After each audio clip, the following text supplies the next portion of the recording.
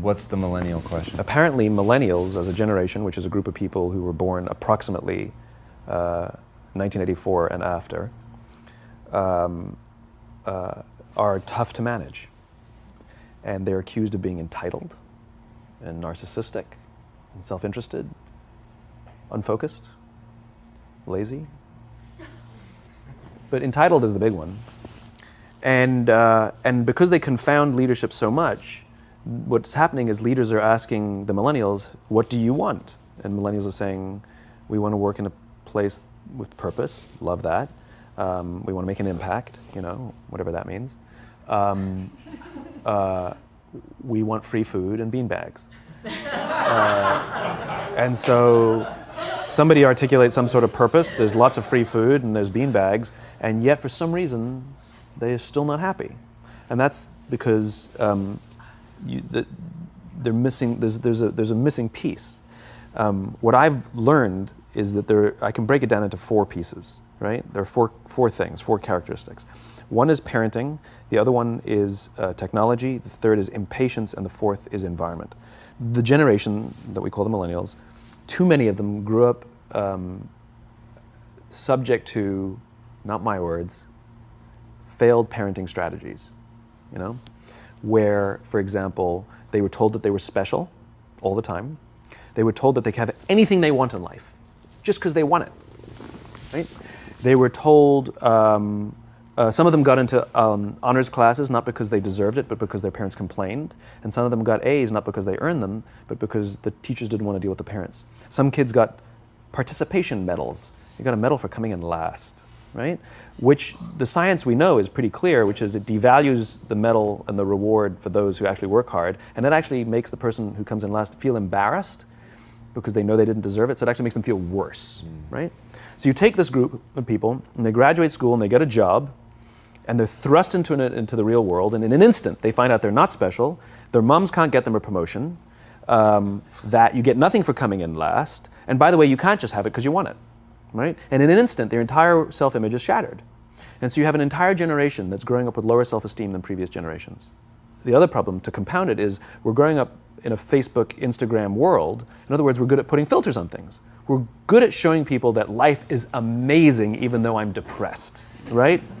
And so everybody sounds tough. And everybody sounds like they got it all figured out. And the reality is there's very little toughness and most people don't have it figured out. And so when the more senior people say, well, what should we do? They sound like, this is what you got to do. And they have no clue. Right?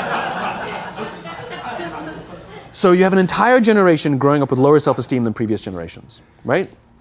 Through no fault of their own. Through no fault of their own, right? They were dealt a bad hand, right? Now let's add in technology. We know that engagement with social media and our cell phones releases a chemical called dopamine. That's why when you get a text, it feels good, right? So, you know, we've all had it where you're feeling a little bit down or feeling a bit lonely, and so you send out 10 texts to 10 friends, you know, hi, hi, hi, hi, hi, because it feels good when you get a response, right? Right? It's why we count the likes. It's why we go back 10 times to see if my Instagram is growing slower. Did I do something wrong? Do they not like me anymore, right? The trauma for young kids to be unfriended, right? Because we know when you get it, you get a hit of dopamine, which feels good. It's why we like it. It's why we keep going back to it. Dopamine is the exact same chemical that makes us feel good when we smoke, when we drink, and when we gamble. In other words, it's highly, highly addictive. Right? We have age restrictions on smoking, gambling, and alcohol, and we have no age restrictions on social media and cell phones, which is the equivalent of opening up the liquor cabinet and saying to our teenagers, hey, by the way, this adolescence thing, if it gets you down. But that's basically what's happening. That's basically what's happening, right? That's basically what happened. You have an entire generation that has access to an addictive, numbing chemical called dopamine through social media and cell phones as they're going through the high stress of adolescence. Why is this important? Almost every alcoholic discovered alcohol when they were teenagers. When we're very, very young, the only approval we need is the approval of our parents. And as we go through adolescence, we make this transition where we now need the approval of our peers. Very frustrating for our parents, very important for us. It allows us to acculturate outside of our immediate families into the broader tribe, right? It's a highly, highly stressful and anxious period of our lives, and we're supposed to learn to rely on our friends. Some people, quite by accident, discover alcohol and numbing effects of dopamine to help them cope with the stresses and anxieties of adolescence. Unfortunately, that becomes hardwired in their brains, and for the rest of their lives, when they suffer significant stress, they will not turn to a person, they will turn to the bottle. Social stress, financial stress, career stress, that's pretty much the primary reasons why an alcoholic drinks, right? What's happening is because we're allowing unfettered access to these dopamine-producing devices and media, basically it's becoming hardwired, and what we're seeing is as they grow older, too many kids don't know how to form deep, meaningful relationships. Their words, not mine. They will admit that many of their friendships are superficial. They will admit that their friends, that they don't count on their friends, they don't rely on their friends, they have fun with their friends, but they also know that their friends will cancel on them if something better comes along. Deep, meaningful relationships are not there because they never practice the skill set, and worse, they don't have the coping mechanisms to deal with stress. So when significant stress starts to show up in their lives, they're not turning to a person, they're turning to a device, they're turning to social media, they're turning to these things which offer temporary relief. We know, the science is clear, we know that people who spend more time on Facebook suffer higher rates of depression than people who spend less time on Facebook, right? These things balanced. Alcohol is not bad, too much alcohol is bad. Gambling is fun, too much gambling is dangerous, right? There's nothing wrong with social media and cell phones. It's the imbalance, right? If you're sitting at dinner with your friends and you're texting somebody who's not there, that's a problem. That's an addiction. If you're sitting in a meeting with people you're supposed to be listening to and speaking, and you put your phone on the table, face up or face down, I don't care, that sends a subconscious message to the room that you're just not that important to me right now, right? That's what happens. And the fact that you cannot put it away is because you are addicted, right? If you wake up and you check your phone before you say good morning to your girlfriend, boyfriend, or spouse, you have an addiction. And like all addiction, in time, it'll destroy relationships, it'll cost time, and it'll cost money, and it'll make your life worse, right? So you have a generation growing up with lower self-esteem that doesn't have the coping mechanisms to deal with stress, right? Now you add in the sense of impatience, right? They've grown up in a world of instant gratification. You want to buy something, you go on Amazon, it arrives the next day. You want to watch a movie? Log on and watch a movie. You don't check movie times. You want to watch a TV show? Binge. You don't even have to wait week to week to week, right? I know people who skip seasons just so they can binge at the end of the season, right? Instant gratification. You want to go on a date? You don't even have to learn how to be like, hey. You don't even have to learn and practice that skill. You don't have to be the uncomfortable one who says yes when you mean no and says no when you mean no and yes when you... You don't have to swipe right. Bang, I'm a stud. Right? You don't have to learn the social coping mechanisms, right? Everything you want, you can have instantaneously. Everything you want, instant gratification. Except job satisfaction and strength of relationships, there ain't no app for that. They are slow, meandering, uncomfortable, messy processes.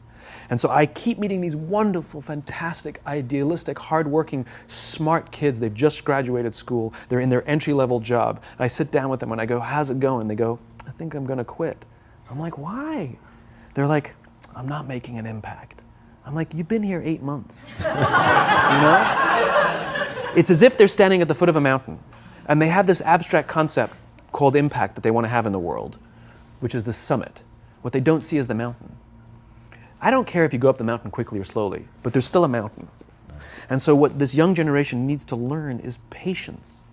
That some things that really, really matter, like love, or job fulfillment, joy, love of life, self-confidence, a skill set, any of these things, all of these things take time.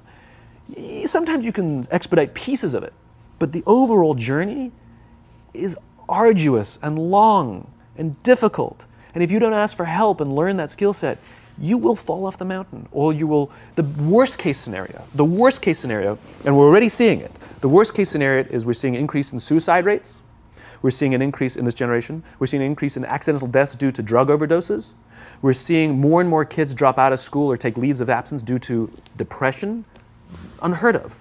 These are all, this is really bad. The best case scenario, those are all bad cases, right? The best case scenario is you'll have an entire population growing up and going through life and just never really finding joy. They'll never really find deep fulfillment in work or in life. They'll just waft through life and it'll be just, it's fine. How's your job? It's fine. The same as yesterday. How's your relationship? It's fine. Like that's the best case scenario. Which leads me to the fourth point, which is environment. Which is we're taking this amazing group of young, fantastic kids who are just dealt a bad hand. It's no fault of their own. And we put them in corporate environments that care more about the numbers than they do about the kids. They care more about the short-term gains than the long-term life of this young human being. We care more about the year than the lifetime, right? And so we are putting them in corporate environments that aren't helping them build their confidence, that aren't helping them learn the skills of cooperation, that aren't helping them overcome the challenges of a digital world and finding more balance, that isn't helping them overcome the need to have instant gratification and teach them the joys and impact and the fulfillment you get from working hard on something for a long time that cannot be done in a month or even in a year. And so we're thrusting to them in corporate environments, and the worst part about it is they think it's them. They blame themselves. They think it's them who can't deal. And so it makes it all worse. It's not. I'm here to tell them it's not them. It's the corporations. It's the corporate environments. It's the total lack of good leadership in our world today that is making them feel the way they do. They were dealt a bad hand, and I hate to say it, but it's the company's responsibility. Sucks to be you. Like, we have no choice, right? This is what we got, and I wish that society and their parents did a better job. They didn't. So we're getting them in our companies, and we now have to pick up the slack. We have to work extra hard to figure out the ways that we build their confidence. We have to work extra hard to find ways to teach them the social skills that they're missing out on.